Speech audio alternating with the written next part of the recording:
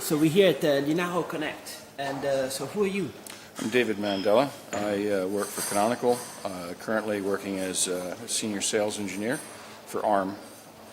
Used to be the manager of the ARM team, but now that we've merged the ARM team into the mainline distro because having a separate team wasn't needed anymore, moved on to help the customers and help our sales guys explain ARM as we're moving into the server space. So how do you do that merger? Or is that a natural development for? Well, we had started out the ARM team to make ARM a first-class citizen within Canonical, or within the Ubuntu world. And after 4 years, we achieved that. And so all of the distribution engineers are pretty up to date with working with ARM. So we no longer needed a special team to just provide ARM services. So we've kind of moved on now, and the entire distribution and the entire OEM or the professional engineering group are really all up to date on ARM, and we don't need to have special handling of ARM anymore. It's just a normal part of business. So when can hundreds of millions of consumers buy ARM-powered laptops that runs Ubuntu? That one I don't know. The laptops are a little longer out. What's happening right now that's very interesting is in the server space. So ARM, as everybody knows today, is deeply in the phone space. I mean, there's millions of ARM phones. Even if people don't know there's an ARM chip in them, just about every cell phone in the world is ARM-based. And ARM is now making a breakout into the enterprise server space. There's a lot of work going on in quad-core, high-end CPUs, and also ARM announced the ARM v8, which will be 64-bit CPUs, and they're incredibly low power, which means you can make them very, very dense without causing too much heat. And so there's a lot of things happening in the hyper-density, hyperscaling server space. And you'll see a lot of that in the next 6 to 12 months. You'll see a lot of servers become available by major OEMs and ODMs. I mean, HP and Dell both have now announced that they'll have a full ARM product line. So it's really pretty exciting in that space. As far as laptops, I think it will happen, but it's going to take a little longer. There's less demand. Even though everybody wants a laptop that has a 10-hour battery, a 12-hour battery, there's just a little less demand in actually getting that done with an ARM chip. Whereas in the server space, they've really hit some critical limits. Many server places that are putting servers in have run out of power and run out of cooling. And ARM is significantly cooler and significantly less power. So there's really a driving force behind getting ARM in there. Whereas the laptops, you just carry more cells, more batteries, and you get your laptop. I personally am looking forward to getting an ARM laptop. I'd rather have a 3 or a 6 cell thing that lasts 24 hours, but it's going to be a little while out, I think. The ARM-powered laptops might be cheaper as well, no? They probably would be. The ARM chips typically are a little less expensive than the equivalent x86 chips. And, there's a lot of advantages. I mean, it's smaller battery, less heat, a lot of things that are good for laptops. But it's, law of supply and demand. There's not an overwhelming need that's driving a laptop. There is an overwhelming need in data centers trying to conserve power. They just can't get more power into some data centers. They can't get enough cooling into some data centers. That's really driving ARM into the enterprise in the server space. And the need is so great that it really is driving it hard. That's why you don't see an HP or a Dell right now going into the ARM laptop space, but both of them have announced products into the enterprise server space. It's a big deal, and you can tell it's a big deal when two major OEMs get into the game. I mean, they control, 60–80% of the marketplace in the enterprise server space, and they're both doing it. So all the ARM-powered servers are going to run Ubuntu? Well, I would like to think so, but I'm sure that as this becomes a major area, other enterprise Linux distributions will probably get into the game too. We're absolutely the leader. We've been here for 4 years. We've gone through the growing pains of learning ARM inside and out, dealing with all the nuances around the ARM chip versus x86. So I think we're clearly the leaders in the field, but I don't think the field is closed. There will be other people, if there's a big market, other people are going to want to jump into it.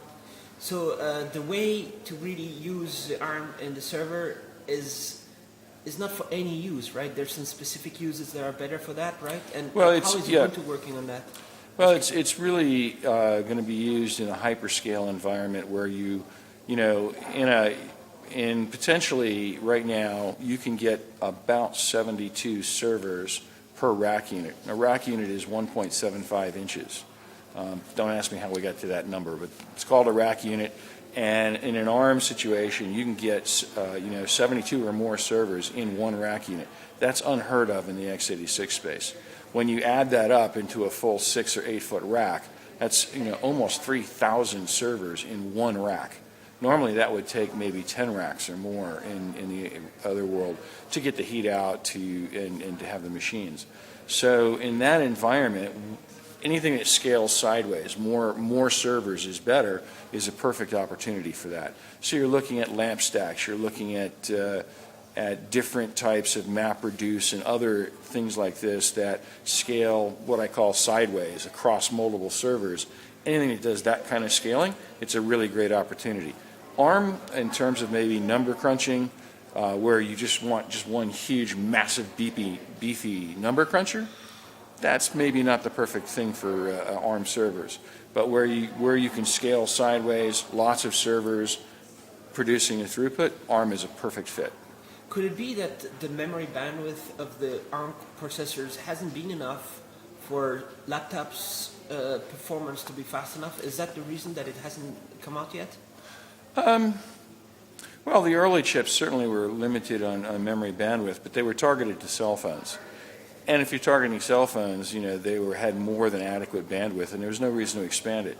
But if you look at the new chips that are coming, the A15s, the ARM V8s, they certainly have the bandwidth that matters. But again, it's the economics driving it.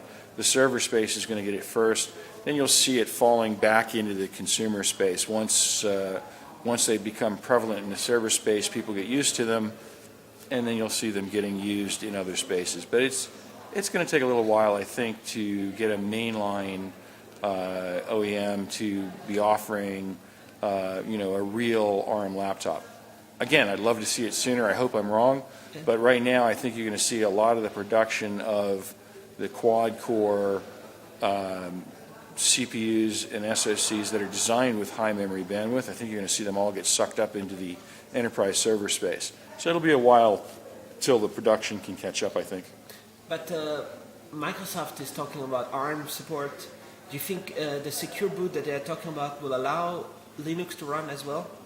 Well, it's interesting. If you look at the Microsoft spec for getting the little stamp of approval, in the consumer space, they've said you have to have it locked and not have any other keys.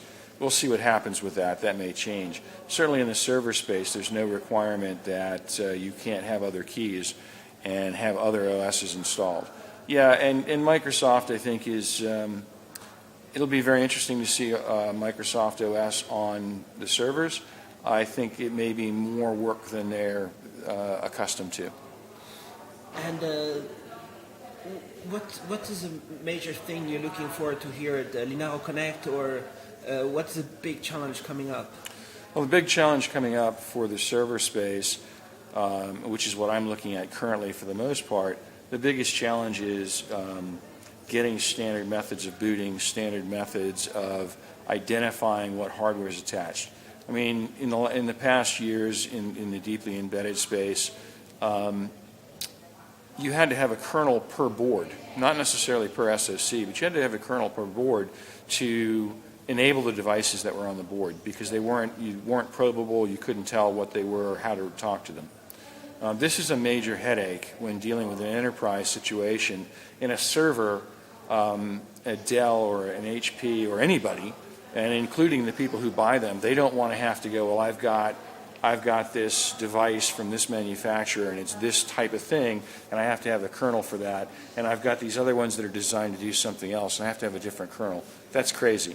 You need to have one, at least down to one kernel per SoC. So if you buy 200 or 2,000 different servers that are ARM-based, but using the same SoC, even though if they're configured massively differently, you still want to have one kernel. And today, that's very difficult to do.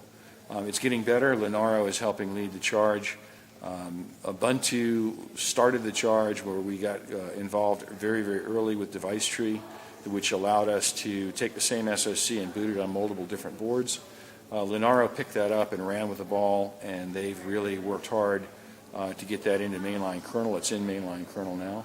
And we're going to continue to push to make sure that that is adopted by all vendors in the server space. And that's part of why I'm here, is talking to the different Linaro teams that are working on this, and talking with the various OEMs and SOC vendors who are also here at the Linaro Connect. So everything in the ARM ecosystem space is going the right direction? Well, it's slowly heading that way. I wouldn't say it's all in the right direction yet, but it's certainly, the signs are good and it's coming around. But, you know, the ARM ecosystem is a huge ecosystem. And if you kind of think of, you know, a boating analogy, when you have a really small boat, it's really easy to turn it quickly. But when you've got a massive ocean liner or a massive oil tanker, it takes a very long time to turn it. ARM has got a huge ecosystem. They're massive. So I won't say they're there today, but I'm saying, you know, it's heading in the right direction.